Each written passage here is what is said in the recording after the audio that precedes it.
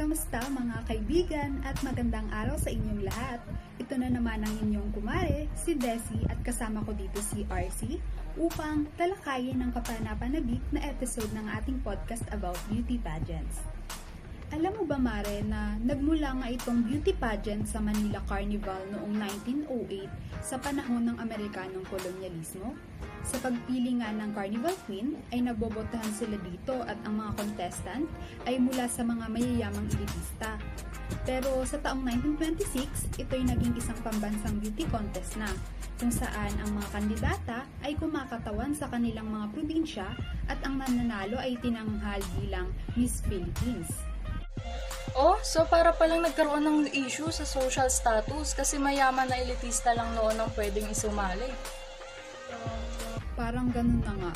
Malaki talaga ang naging impluensya ng beauty pageant lalo na ngayon dito sa Pilipinas. Masyado nang mataas ang beauty standards dahil na rin sa impluensya nito. Mula nga local to global pageant, kadalasan mayroong mga standard. Tulad na lang ng kailangan sexy, matangkad, maputi at makinis ang balat kapag sumali sa contest. Tama! Nagkakaroon tuloy ng pressure para sa mga contestants na sumunod sa westernized standard na nagdudulot ng mga debate tungkol sa cultural authenticity at kung sino talaga sila. Halimbawa, madalas ang mga kalahok na sumailalim sa plastic surgeries para ma-reach nila yung beauty standards. Pero alam mo ba, mas nagiging open na ngayon ng ilan sa mga beauty organization pagdating sa inclusivity? Naalala mo ba noong Miss Universe 2023, naging makasaysayan yung pagsali ni Jane Deepika Garrett mula sa Nepal bilang unang plus-size na kalahok sa kasaysayan ng pageant?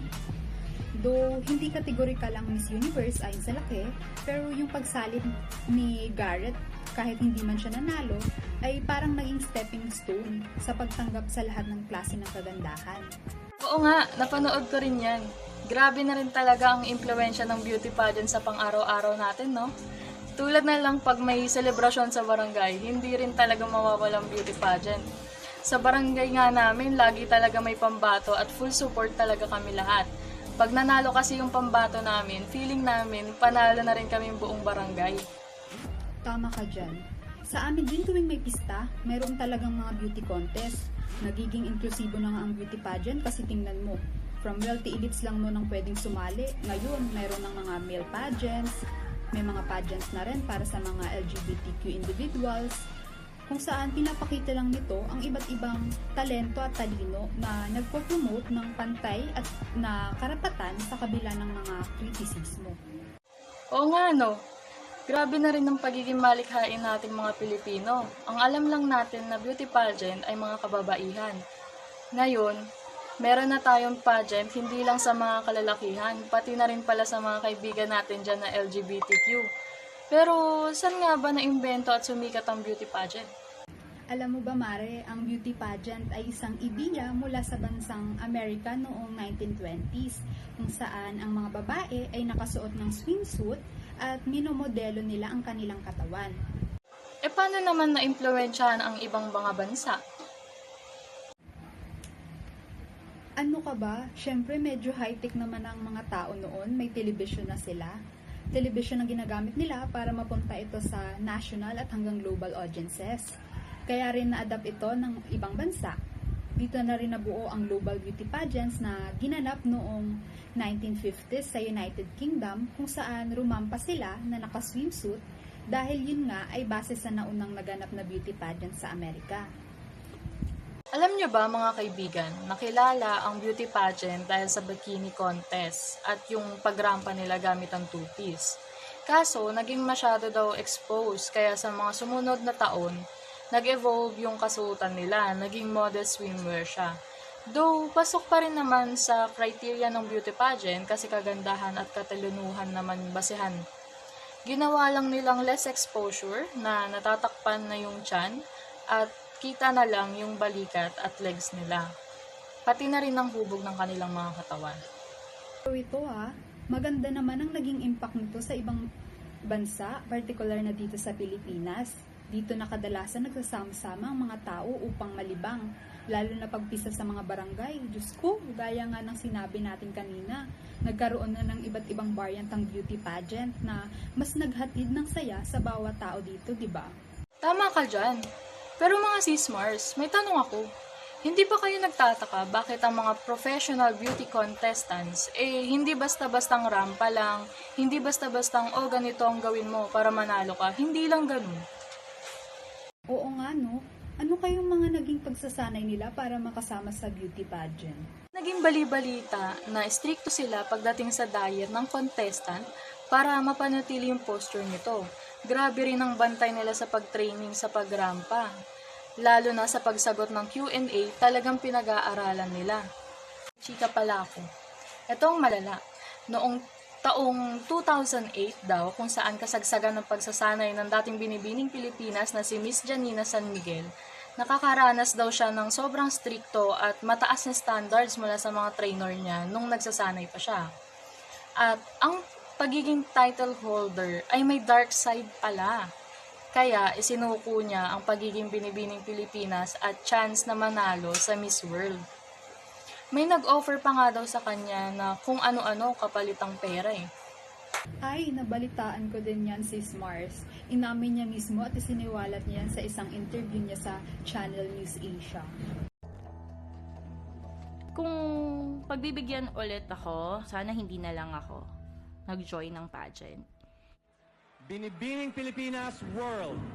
And for 2008, it's candidate number 15, Janina San Miguel. Congratulations to Janina San Miguel. In 2008, Janina San Miguel won the prestigious Binibining Pilipinas contest. As one of the winners, she was set to represent the Philippines at Miss World.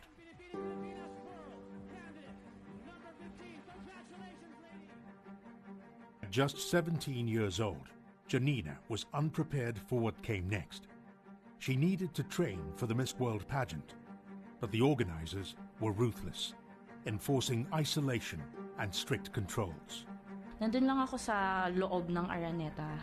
Yun nga yung pinapanood ko, yung mga pageants. To get some ideas kung paano nanalo yung mga iba, yung former beauty queens during that time. Wala nga pong phone. Wala ding computer. Wala lahat.